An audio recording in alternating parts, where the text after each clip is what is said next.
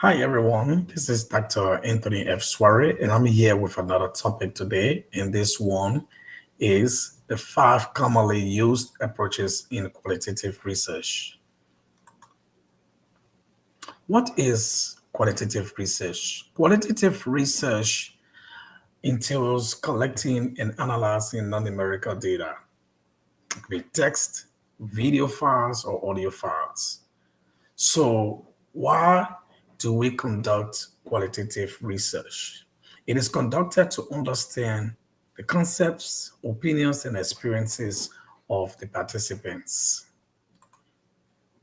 Now, let's look at one of the five approaches of qualitative research. And this one is narrative research. Narrative research, the purpose of narrative research is to get stories from participants about their lives. So the researcher goes out there, studies the lives of individuals, and asks one or more individuals to provide stories about their lives. That is narrative research. So let's go and look at the types of narrative research. So the first one is biographical study. Biographical study involves the researcher writing and recordings of the experiences of another person's life. That's biographical research. It is often used to study individuals who have contributed significantly to their field of study or their community. Autoethnography research. In this type, the researcher studies their own experiences and writes about them. Life history. This approach involves gathering information about an individual's entire life or significant portions, often through multiple interviews over a long period of time. So you see, it is information or the experiences of a person's life. The researcher goes out there and gather information about the person's life, or they look at significant portions, often through multiple interviews. Then we talk about the oral history. What is oral history? This type of narrative research focuses on collecting stories and personal commentaries of historical events from individuals who have experienced the event or who have first-hand information about the event. That's oral history. And then the last one here is personal experience story. This form focuses on an individual experience or it focuses on individual experiences. Okay. And it's often captured detailed and personal accounts of the particular events or episodes. So that's personal experiences. This form focuses on an individual's experience, often capturing detailed information or personal accounts of particular events or episode.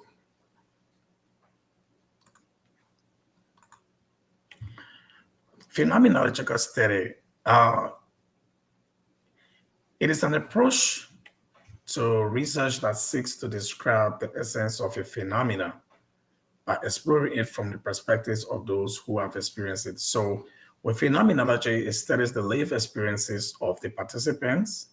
You are exploring it from the perspective of those who have experienced it. So, those who have lived it, you're going to be talking to them to get the information from them. Okay.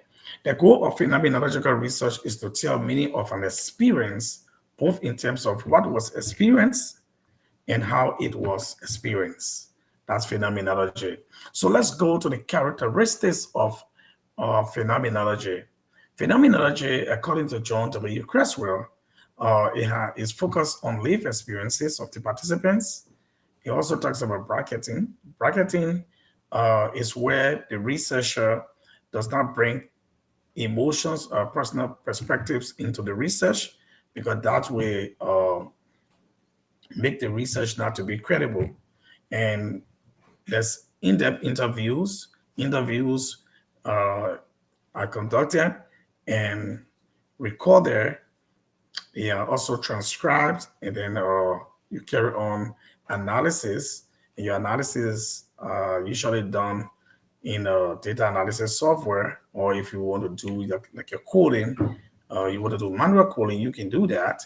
But most people go out for a data analysis software like NVivo, MassQD, or Dedus, or Delph. There are different types of data analysis software where you can do your coding, and then after you are done with your coding, then you can go and do clustering, where you bring together related codes and then identify your teams. And after identifying your teams, then you can go ahead and get chapter 4 and 5 ready for your dissertation. But that would be another discussion. So another characteristics of characteristic of phenomenology is the essence of the experience. This will also be discussed in another video. Granite theory. What is granite theory? Granite theory is a qualitative research methodology that aims to develop a theory based on the data collected from the participants. And with granite theory, as the researcher collects data, the data is analyzed.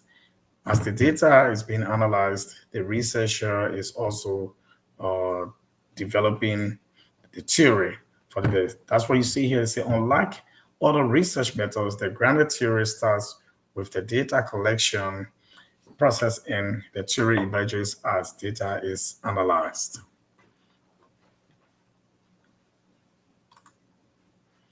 Ethnography. Ethnography is a qualitative research method focused on exploring and understanding the cultural and social dynamics of particular group or community. So this approach involves the researcher immersing themselves into the participants' daily lives, often over an extended period of time, to gather in-depth insights into their practices, beliefs, and interactions, as well as experiences. So let's take, for example, you are a researcher and you want to do a research on the Kisi tribe in Liberia, and you want to learn about how Kisi tribes uh, produce rice in the swamp, whether it is 3 months it takes to grow, or 4 months, or 5 months. You want to understand the entire process and how the Kisi people behave, and especially how they work together. So you can do an ethnographic study on the Kisi people in Foya district, or with respect to how they produce swamp rice. So with that, you have to, as a researcher, you have to be a part of the process. You have to be a part of the process over some period of time, because you have to be there to understand how to carry out the process. So there are two types of ethnographic studies. We have the, according to Creswell, that he highlighted in his book, realist ethnography is a traditional approach used by cultural anthropologists. It reflects a particular stance taken by the researcher towards the individuals being studied. Uh, with the realist ethnography, there is an objective account of the culture being studied. It is written in the third person and emphasizing the ethnographer's role as an observer. So let's look at the critical ethnography. This approach is more politically engaged and addresses power, inequality, social justice, and within the culture that is being studied. This approach is in response to current society in which the systems of power, prestige, and privilege and authority serve to marginalize people from different classes, races, and genders. So, with the ethnography, the critical ethnography, this one is kind of a politically, uh, has a political uh, uh, uh, process. Let's say it is politically engaged. When you are carrying out critical ethnography, you are doing the research to be able to understand why certain people or certain races or genders are marginalized in the society. So you are going to go in there and get do your research to get an understanding. It is a type of research where the authors advocate for emancipation, for change within that type of culture. Case study. A case study is a qualitative research method that involves an in depth contextual analysis of a single instance or a small number of cases of the phenomenon. So, this method explores complex issues in real life context, providing detailed insights into the subject of the study. So this is case study. You want so a case study is the method that involves an in-depth contextual analysis of a single instance. All right. So we will go to the next slide, and then from there you'll be able to have to get a better understanding of what case study is. So we have three types of case study according to Creswell. Uh, these are the three major types highlighted in the book. This type of study focuses on specific case. With the intrinsic case study, it is focused on a specific case that is of interest primarily for its own sake. All right, this case is the main concern, and the researcher aims to understand its unique aspects. So this one is focused. The intrinsic case study is focused on a specific case that is primarily of the for its own sake. All right. Now, what about the instrumental case study? This type of study uses particular case to gain broader insights into an issue or theory. So you take a particular case and you analyze that case. In this case, you want to get a broader insight with respect to a specific issue or theory. This case serves as a tool to understand something more general. So if you want to understand something more general, this is the approach. Then we have collective case study or multiple case study. With the collective case study, involves studying several cases simultaneously um, sequentially to explore a phenomenon. So if a researcher wants to explore a specific phenomenon, that researcher under the multiple case study approach, the researcher is going to take different cases and study them simultaneously or sequentially to understand a particular phenomena, population, or general condition. Comparing cases can lead to a deeper understanding of the issue. Yes, if you compare cases, you will be able to get a better understanding of the issue at hand. So, well, we have come to the this flow chart. This flow chart is in the book, Cresswell and Pope 2018, I think page 54. Yep. So it just gave you a summary of the five qualitative approaches. Okay. So we have narrative research, phenomenological research, grounded theory, ethnography, and then we have case study. So you can see that when it comes to narrative, it tells story.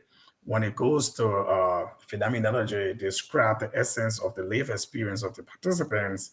Granted theory, uh, the objective there is to analyze the data and create a theory. So as you analyze the data, theory will suddenly emerge. And then ethnography is about studying culture of of group of people, whether in a community, it can be anywhere. You you immerse yourself there for a considerable period of time, study the culture, and be able to your research and write your report from there. And then we also have case study, which just provide an in-depth understanding. It gave you a deeper insight into the understanding of cases with respect to specific phenomena. Once again, I'm Dr. Swari. I want to thank you for watching this video. I hope you have learned something from here. These are the 5 qualitative approaches in research. So when you are a doctoral student or candidate, you have the opportunity to choose one of these methods. You decide, you'll be the judge as to which way you want to go. Now you have an understanding of what uh, narrative, phenomenology, grounded theory, ethnography, and case study. You have a good understanding of these approaches. Thank you. Please subscribe to my YouTube channel if you have not done so, and I will be back with another video. Thanks.